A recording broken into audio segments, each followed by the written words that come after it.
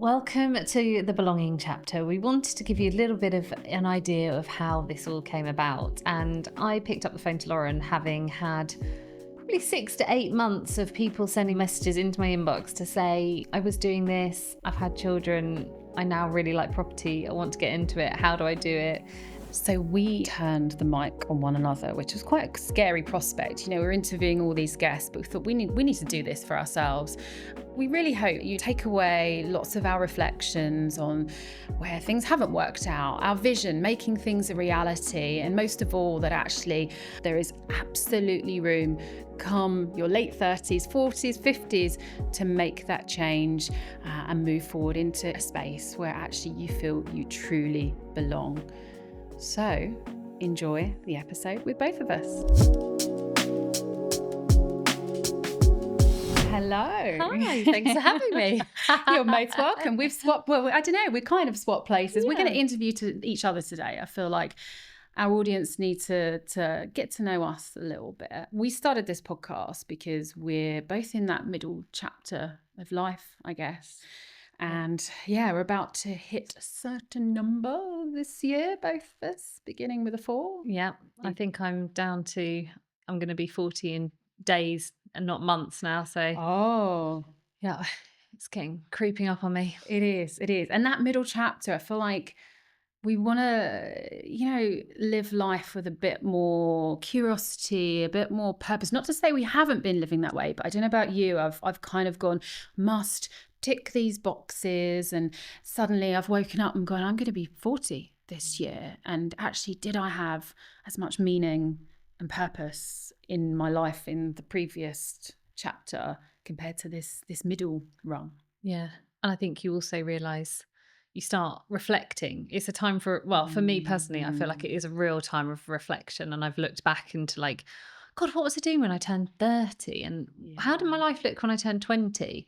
Yeah. And you start to realise that you had a lot of time on your hands back then. Oh my God, so much. And I cared so much about things that literally I wouldn't give a gnat's bottom about now. I'd be like, oh, well, who cares? So it's a definite, the middle chapter is a definite reflective point, but also I think that look forward to go, right, what can I change? It's not necessarily I need to, but what might I change? And I wanted to, I'm going to put you in the hot seat first. Sorry, you didn't have any choice over that. No Pressure.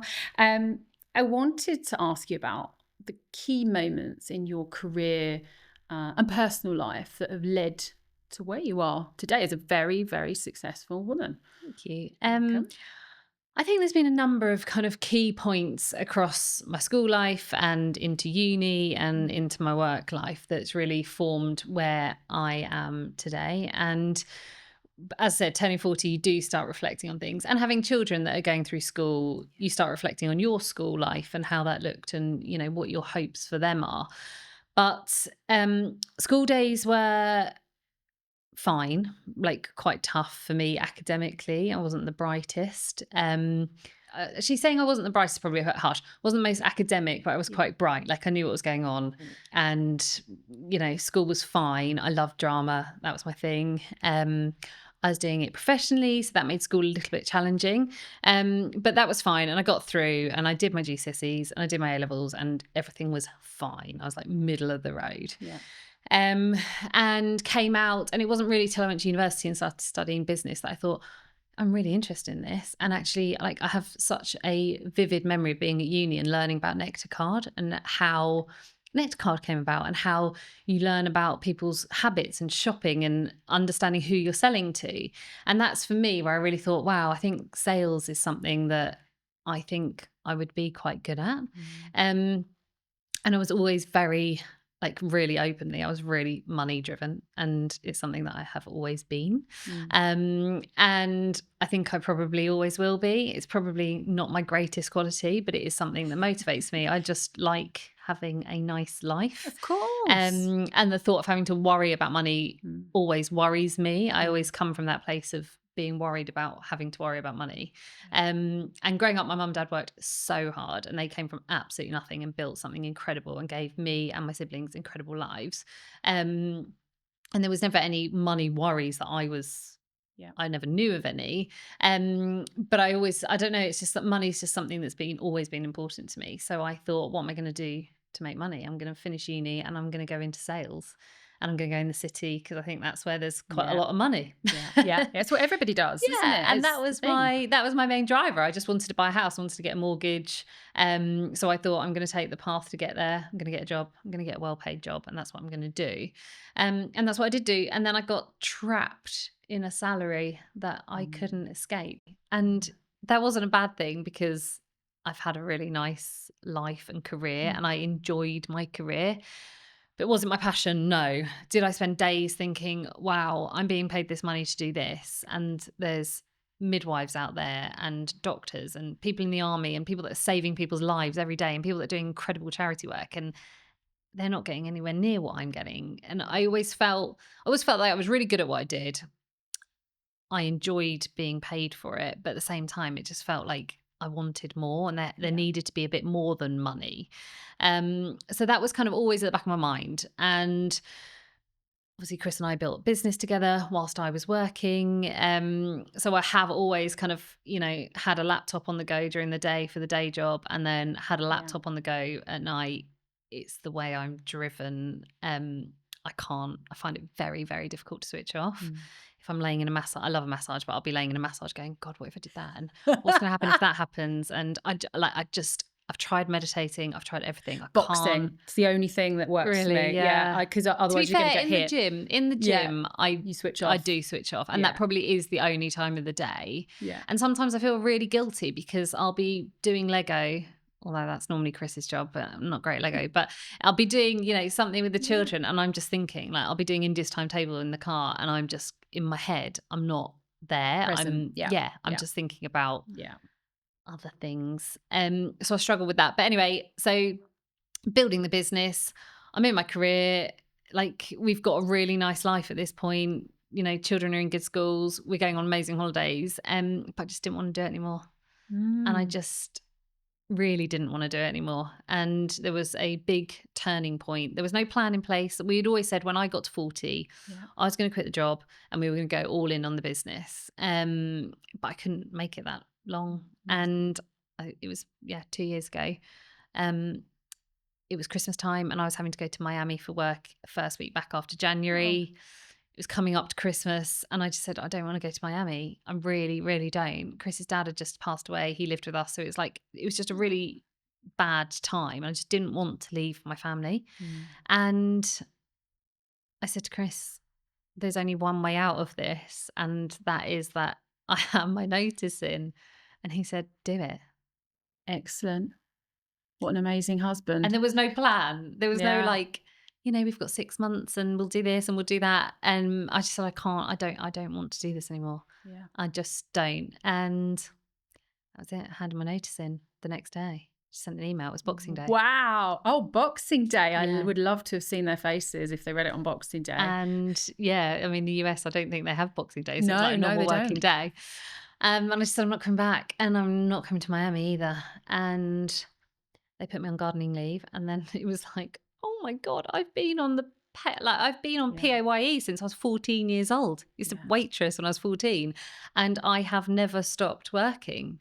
So I've had a couple of maternity leaves, but up until that point, I'd had from 14 to 37, and I was being paid every month. Yeah, and that's the scary bit. It was really, really scary, really scary. And not to have my own money, and not to that to me was really scary. But I think if I hadn't pulled the ripcord then, I'm not sure.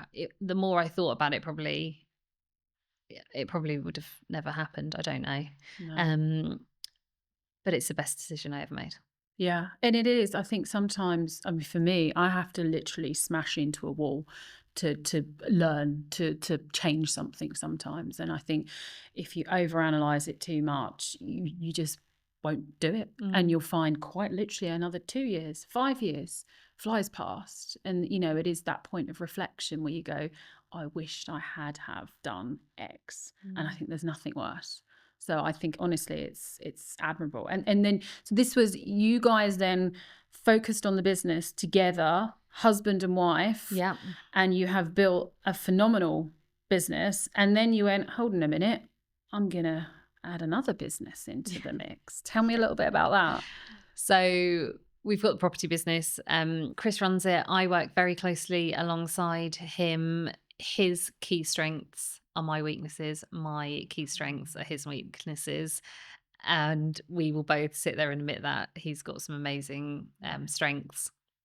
And I've got some pretty big weaknesses, and vice versa. So we do work as a really good team together in life and in business, and it really does work. It's hard to leave stuff in the office sometimes, and I will wake up at 10 to 5 every morning, and sometimes I'll open one eye and he'll be like, gee, I was thinking about this, and what we need to do is let's do that. And then I'm like, I literally have a cup of tea literally first. just one eye open and you're on, like, we're on it. And then some days I'll do it to him, and so that works really well, and we're creating something really special. But alongside that, I've always had, as when I was working, that longing to do something that's more than me and more than us. And that's how A Noble Gift came around. So I'm now one of 4 co-founders of A Noble Gift, which is a curated online marketplace, which essentially connects brands to charities.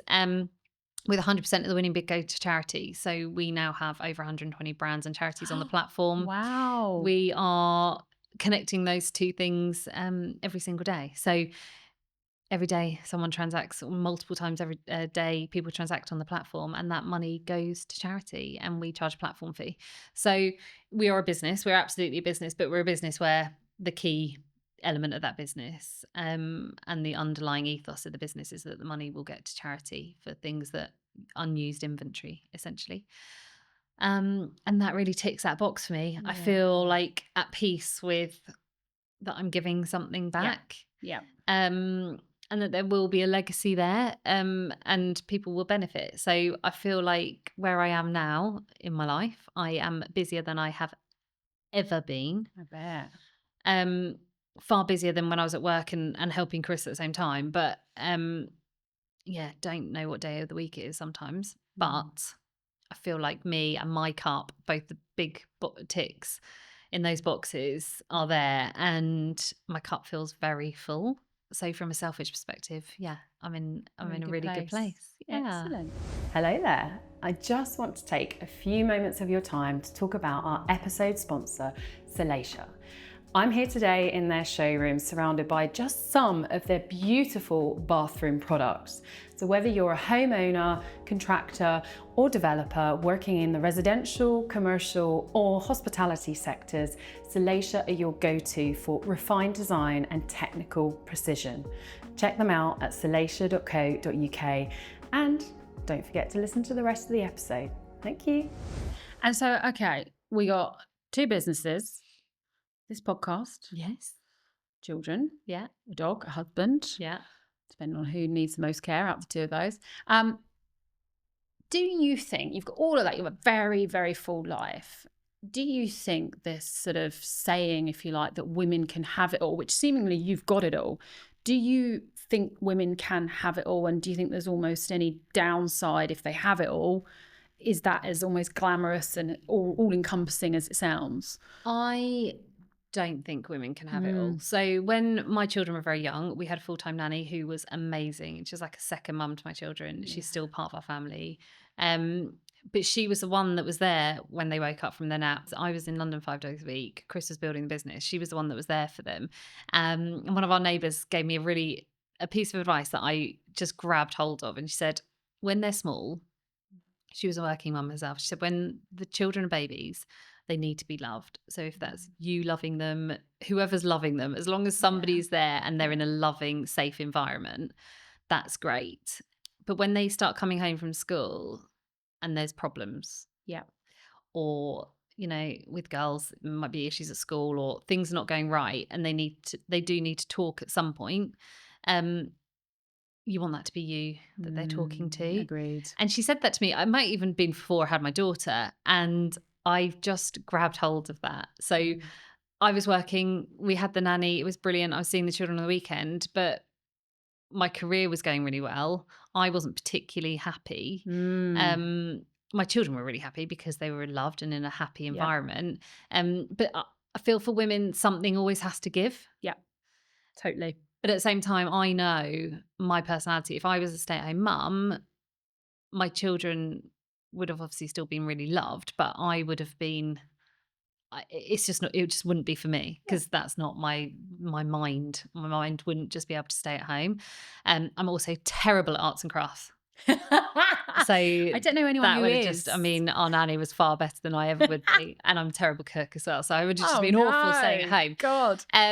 But I just feel, for me, there's always things in my life that are going really well. Like, business is going really well, Mhm. or I'm out and about doing things like podcasts or speaking or whatever it might be. But there'll always be something in my life that's not, the Yeah. dog hasn't been walked, Yeah. or, the children, I've forgotten my daughter's swim kit this morning, which is because I was packing my bag for this. Like, something always gives. So do I believe that women can have it all? No. No, agreed. And it's a give and take thing. Like, It is. we always say as a family, look, we go hard during term time and then we go on holiday in the holidays. And we're really fortunate to have got into a position to do that. But, we're having a month off in the summer, all for us, going to America for a month. Excellent. And then we'll come back and they'll do camps for the other 4 weeks. Yep. And we'll work. Yeah. So that's the way that we live our lives. And the children get that, like, they understand that. And it seems to be working so far. Good. And listen, I think I'm in total agreement with you. I think women can feel those moments like it's going well. I wouldn't say have it all, but it's going well. Things are in a good place. But I think time tells you that quite literally you could wake up the next day and it's an absolute shit show. Everything could go wrong. So I think this perception that the media gives, particularly around celebrities, influencers, that they've got it all.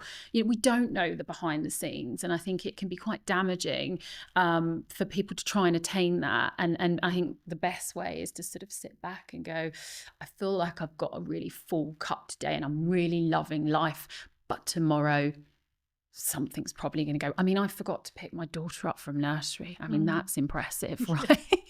And I was driving back to get my son from school, having had a fabulous day, thinking, yeah, I've done well.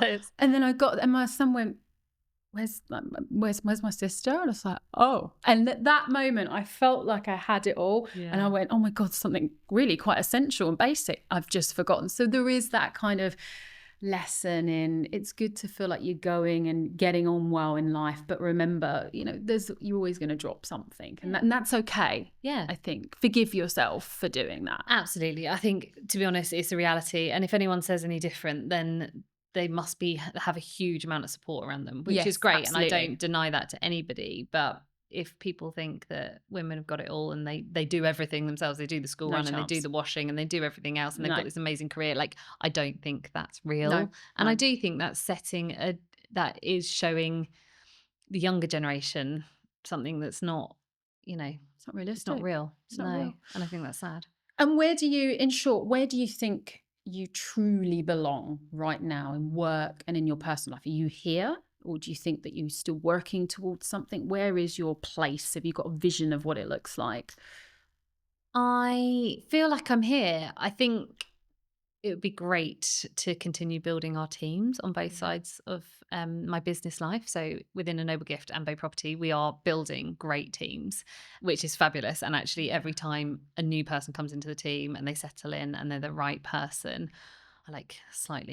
I feel like my cortisol levels drop slightly with every person that comes in to help us, which is great. So yeah, I feel like I'm here. I love property. I love it. I have a passion for it. I've grown up around it. It's something that I will, take to the grave with me. I really love everything about it and creating homes. But at the same time, A Noble Gift gives me that giving back. Yeah. And for me, that's the perfect balance. So whilst I am rushed off my feet and I would like a tiny bit more time, I feel like I'm here. Yeah. That's an amazing place to be. Right, listen, your hotspot's up. You can take the reins now, girl. Turning the microphone around. God, right. This is where people start feeling a bit better about themselves when they start listening to my life. They're like, oh God, it's not so bad after all. Oh my goodness. Hit me with it. Right. So talk to us about what do you think are the key moments that you've had throughout your career and your personal life, probably since leaving school maybe, or during school, that have formed the way you are today? Gosh, if my parents listen to this, they'd be like, no, it was that. So let's go back. I was pretty smart at school, probably similar to you. I wasn't like tip top, but I was naughty. really naughty. And I decided I was going to leave school at 16, which you cannot do. So if my son is listening to this, no chance, jog on. But I left school at 16, and my parents said to me, okay, cool. I was a grammar school kid. Just, I didn't, like one of our earlier guests, I felt like it was all about shoehorning you into, you've got to be this type of student and this is how your work should be. And I didn't fit that mold. I was creative. I come from a family of entrepreneurs, so probably it was written in the stars. Now, at the time when I left school at 16, my parents were like, you've got to go into work. You're not going to bum around. Absolute no chance. And they were pretty heartbroken when I made that decision. And off I went into the world of work. And I think one of the actually key defining moments for me is when I went into this world of work. And I saw everybody who'd been to university, had all these fabulous stories, all these qualifications. And there I was with GCSEs going, I'm not like everybody else. And I was always this person that just did my own little thing. You could argue a bit of a black sheep, and I was quite happy with that. But when you go into these work environments, even today, and this was a while back, you know, there is this conformity type stance. Have you ticked these boxes? And I hadn't. So I developed very quickly a McCain oven-sized chip on my shoulder about having not gone to uni. Right. And what that did was a good thing, actually, for me, because I went, cool, rather than sit there, and obviously I lost lots of sleep about somebody might find out that I didn't have a degree, which the job I was doing, I started off as a PA. Rather than let that get to me, I used it to my advantage. And so that key moment of having a massive chip on my shoulder and really worrying that people would judge me for not having done XYZ became actually one of my biggest strengths in later life, because I worked way harder than everybody else. I realized that I had to rely on my personality and build relationships. I had to get the job done quicker than anybody else. And that, honestly, that I wouldn't advocate leaving school at 16. You can't anyway, but ultimately has shaped where I'm at today as a businesswoman, you know, as a human being, where it's about finding your place, finding that spot that, you know, ultimately makes you a bit different to everybody else. And that's then what I became known for. I spent years in the corporate world in property, actually. And it was inevitable that I would set up a business one day, my first business. And another key moment before I did that, which I always say to people, find your person that gets you. And I was so lucky to come across a mentor, a male mentor. I won't name him to save his blushes. And he was a bit older than me. But if I'd have had a male twin, this would have been him. He was exactly me. Here's this insecure woman with a chip on her shoulder who was a bit different, whose brain pinged around the room, didn't work in a linear direction. I met my male equivalent, and he mentored me. And the thing that was so defining for me is that he saw me. He saw me for warts and all, everything. And he learned who I was. He listened to me, because you think you're being listened to in the corporate workplace. You have these annual reviews, whatever it is, but they don't really know you. And this person took that time.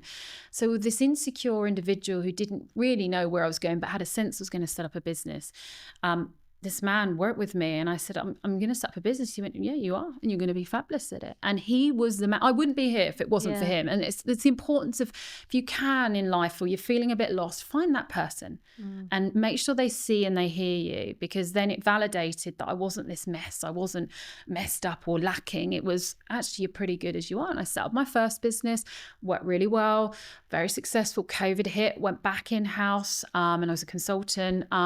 Hated it. Oh my God. It was like, I think I've probably got something around authority and working for somebody, and set up my subsequent business and my more recent business. The final defining moment in my life, which is a very strange one, which people go, really? Is I became a single parent. And I think I come across a lot of single parents, and I come across a lot of people who bluntly are thinking about becoming a single parent. In other words, they're not happy in their relationship. And I was divorced, had to go through a divorce, which is not easy. It's not easy becoming a single parent. But in a very strange way, it's made me who I am. And I was trying to think, you know, people might listen to that and think, gosh, you're saying that your kids are, you know, are growing up without a dad in the house, but that's all right because that's made you who you are. No, it's not what I'm saying. actually the experience and what it has taught me and forced me to look at in terms of myself it was much needed. You have to be incredibly resilient, incredibly organized. You have to face really tough moments where, as your children grow, they work out what's going on. They ask you why, how, and they don't stop asking. And all of this stuff is, I know it sounds very business-like, transferable between business and personal. The stuff that I encounter in the business world that absolutely helps me to be a single parent, and the stuff as a single parent that is so raw and difficult that it helps me in that business life. And I view my life as one. I don't go, oh, I'm a single parent over there, I'm a businesswoman over here, because to me, the single parenting is bloody hard. And you could sit there and go, gosh, that's not working out, but the business is. It's all just doing well. They're happy, they're healthy, I'm happy, I'm healthy. So very strange final answer to that question, but it really has made me. I think we were talking before we started recording, and you were running through your week, and I just thought, God, I thought my weeks were busy, but Good my wine. God. That's how I get through it.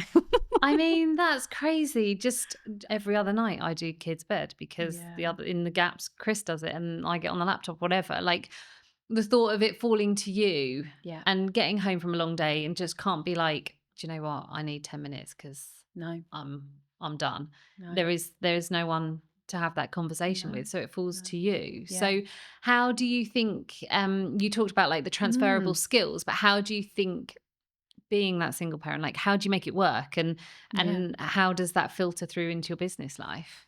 Yeah, I mean, look, I make it work sometimes I don't. And I mean, sometimes everyone's crying when we go to bed.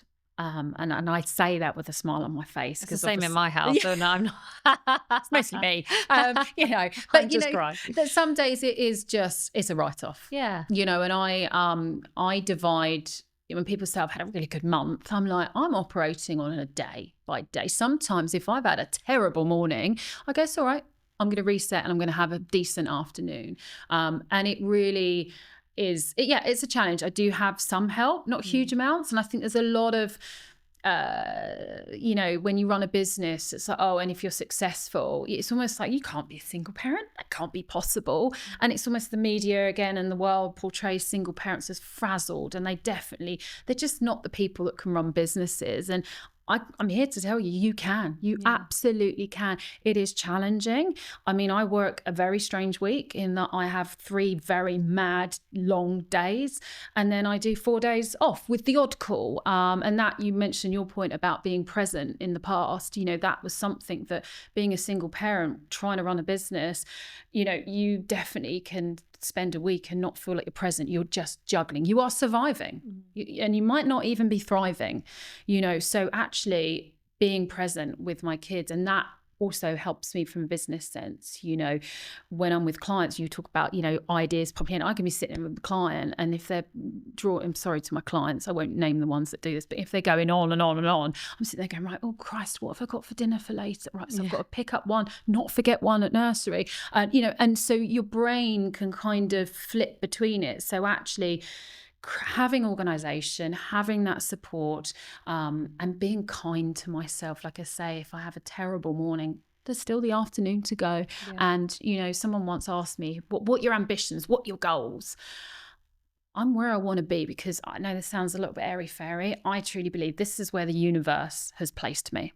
And this is where I want to be. This is where I should be. And I know it sounds perverse. Like, why would you want to be a single parent? I'm not suggesting that, but I can assure you the life that I would have led on the opposite side of the table was not for me and was not for the kids. And I think if you believe you can do it, and you are open to doing things in different ways, and you're open to the idea that you probably will drop the ball here and there and it won't look perfect, you'll do just fine. But do you think actually running your own business alongside being a single parent could potentially be a better option than being on the payroll and being in the office 9 to 5, 5 days a week? Because actually there's got to be an element of flexibility that being your own boss and running your own business gives you, which allows you to flex around your children as well.